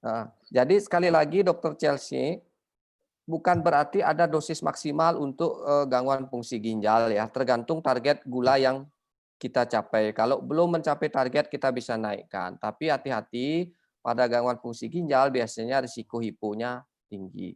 Dan pertanyaan yang sering juga, dok, basal insulin boleh enggak pada pasien CKD stage 5? Boleh, kalau misalnya basal insulinnya, basal glukosnya masih tinggi bisa saja. Tapi umumnya gula darah pada pasien-pasien yang kronik hemodialisis itu sedikit rendah, sehingga kita pilih insulin yang onsetnya cepat, durasinya juga pendek, seperti glulisin ini gitu. Ya, baik. Terima kasih, dok. Mungkin tadi sekaligus merupakan pertanyaan terakhir yang untuk menutup sesi Q&A kita pada hari ini ya, dok ya. Jadi mungkin saya akan sedikit menyimpulkan dari apa yang sudah kita bahas hari ini. Jadi bahwa untuk kendali glikemik itu memang kita memerlukan banyak sekali faktor-faktor yang perlu kita perhatikan. Di antaranya salah satu yang diperiksa adalah hemoglobin A1C-nya tadi itu. Jadi bahwa pasien-pasien dengan HbA1c yang sudah di atas 7 itu sudah perlu untuk terapi, baik mulai dari oral, apabila oral yang HbA1c-nya di atas 7,5 dan oral sudah gagal, itu sudah mungkin kita perlu kombinasikan dengan injeksi insulin, apalagi HbA1c-nya yang di atas 9 dan bergejala. Nah, itu insulin yang bisa kita pilih adalah dengan optimalisasi basal terlebih dahulu ataupun dengan basal plus dan basal bolus, di mana target basal glukosnya tadi itu 180 sampai 130 mg per desiliter dan target HbA1c-nya 7. Nah, kemudian apabila optimalisasi basal sudah dilakukan untuk insulinnya, tapi hasil belum tercapai tadi, maka kita bisa pertimbangkan untuk menambahkan kombinasi, yaitu berupa basal plus, bisa plus 1, plus 2, ataupun basal bolus. Ataupun mungkin intensifikasi dengan basal dengan GLP-1RA tadi, tapi mungkin masih belum terlalu umum untuk digunakan. Nah, kapan kita menggunakannya tadi untuk yang insulin prandialnya? Itu yang pertama adalah bila HbA1c-nya belum tercapai saat optimalisasi basal sudah dilakukan. Kemudian mungkin HbA1c-nya masih tinggi walaupun fasting blood glucose-nya sudah normal, atau mungkin fasting blood glucose-nya sudah mencapai target dengan basal insulin tapi prandialnya masih tinggi, ataupun mungkin bisa terjadi hipoglikemia pada optimalisasi dari basalnya. Nah, salah satu pilihan yang bisa kita gunakan adalah insulin glulisin itu, di mana insulin glulisin merupakan suatu struktur molekul yang unik karena ada substitusi pada asam aminonya dan formulanya yang bebas zinc, sehingga menyebabkan bisa lebih cepat diserap dan onset kerjanya yang lebih cepat dibandingkan dengan insulin fast acting yang lain. Nah, glulisin ini juga dalam bentuk dimer sehingga lebih cepat untuk dipecah menjadi monomer, dan penggunaannya tentu saja sangat fleksibel karena bisa kita gunakan baik dari sebelum makan maupun segera setelah makan.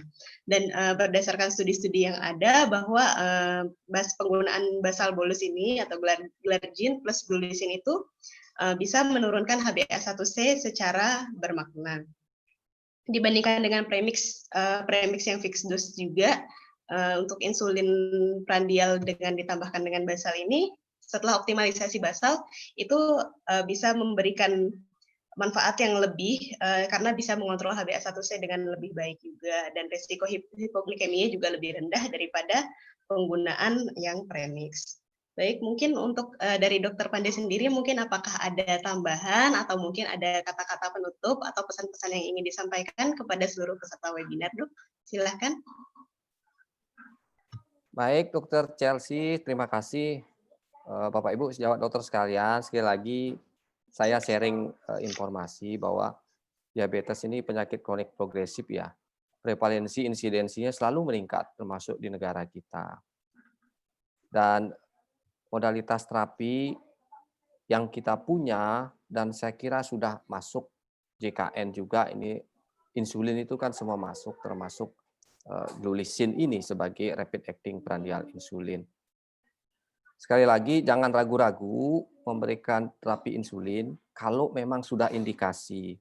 Karena sering barrier yang muncul itu dari kita, health provider itu ketakutan memberikan insulin karena mungkin bayangan kita risiko hipo di rumah, ketidakpercayaan kita kepada pasien untuk menyuntik dan melakukan monitor gitu. Jangan sampai insulin distress yang merupakan barrier dalam memberikan terapi insulin ini datang dari kita gitu. Sehingga luangkanlah waktu, kalau tidak bisa melakukan edukasi secara personal ke masing-masing pasien, mulai kita bentuk misalnya perkumpulan diabetes untuk melakukan edukasi yang berkelompok misalnya. Jangan sampai sekali lagi kita menunda terapi insulin padahal kita sudah membutuhkan pasiennya dan sudah indikasi gitu. Dalam hal nanti menghambat atau mencegah komplikasi kronik yang akan terjadi. Saya kira demikian. Terima kasih Dr. Chelsea dan Bapak Ibu sejawat dokter sekalian.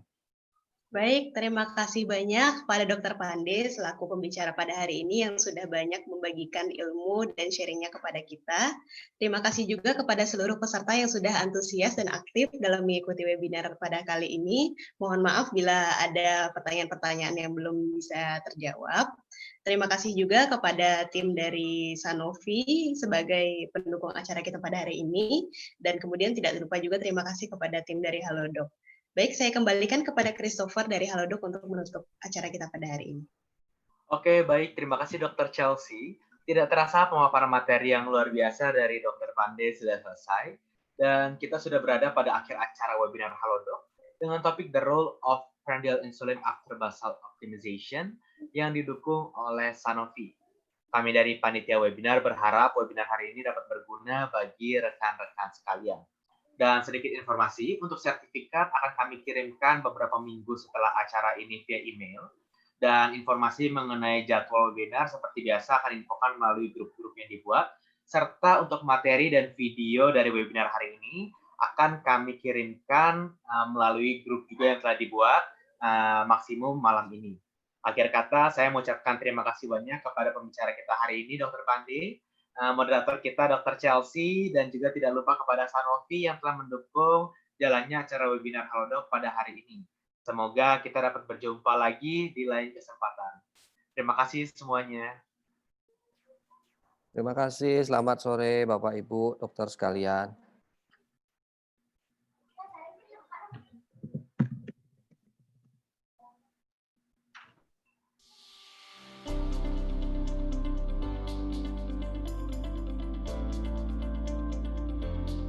Seperti kita ketahui, pilihan pengobatan diabetes, termasuk injeksi insulin secara subkutan, telah digunakan selama beberapa dekade. Pada umumnya, insulin short acting dikombinasikan dengan zinc membentuk hexamer untuk meningkatkan stabilitasnya. Kecepatan hexamer terdisosiasi ditentukan oleh faktor yang luas seperti konsentrasi insulin dalam sirkulasi, serta kecepatan kerja, lama kerja, dan aktivitasnya menurunkan gula darah. Bila dibandingkan dengan human insulin, molekul apidra yang mengandung insulin glulesin hanya mengganti 2 gugus asam amino yang terdapat pada human insulin. Perubahan struktur ini menjadikan molekul apidra lebih stabil dalam bentuk dimer sehingga bentuk hexamer tidak terbentuk. Apidra merupakan analog insulin kerja cepat pertama yang bebas zinc. Ketika disuntikan secara subkutan, gugus dimer apidra dengan cepat akan terurai menjadi bentuk monomer, sehingga cepat masuk ke dalam peredaran darah untuk menurunkan kadar gula darah segera setelah makan. Diagram ini memperlihatkan perbandingan antara respon insulin fisiologis terhadap pemberian apidra dan human insulin. Apidra juga memperlihatkan efek yang lebih cepat dibandingkan insulin aspart terhadap kadar gula darah postprandial. Apidra terbukti memperlihatkan waktu awal kerja yang lebih cepat dibandingkan insulin lispro. Lebih dari itu, apidra juga merupakan insulin kerja cepat yang dapat diberikan secara fleksibel, baik 15 menit sebelum makan maupun segera setelah makan. Apidra bekerja secara sinergis, mengendalikan kadar gula darah puasa dan gula darah postprandial secara optimal. Seperti yang terlihat di sini, di mana injeksi tunggal apidra yang ditambahkan dengan pemberian lantus sekali sehari memperlihatkan penurunan kadar HbA1c yang signifikan. Sebagai pedoman algoritma pengelolaan DM tipe 2, Perkeni telah menerbitkan konsensus yang telah dipakai secara luas di dunia kedokteran Indonesia. Insulin glulesin merupakan salah satu regimen pilihan yang dapat digunakan saat dibutuhkan intensifikasi insulin. Sekarang, dokter memiliki pilihan terbaik insulin glulesin untuk pasien diabetes tipe 1 dan 2. Apidra. Dengan mula kerja yang lebih cepat dibandingkan human insulin dan analog lainnya, fleksibel dalam waktu pemberian, dan lebih efektif dalam kombinasinya dengan insulin glargin dibandingkan dengan insulin premix. Apidra dengan formula bebas zinc memberikan aksi penurunan gula darah lebih cepat. Tersedia di JKN sehingga memudahkan akses bagi pasien. Tersedia dalam bentuk SoloStar yang memudahkan pasien dalam penyuntikan. Apidra juga hadir dalam bentuk vial yang sesuai untuk kebutuhan penggunaan di instalasi gawat darurat domestik maupun di unit rawat intensif.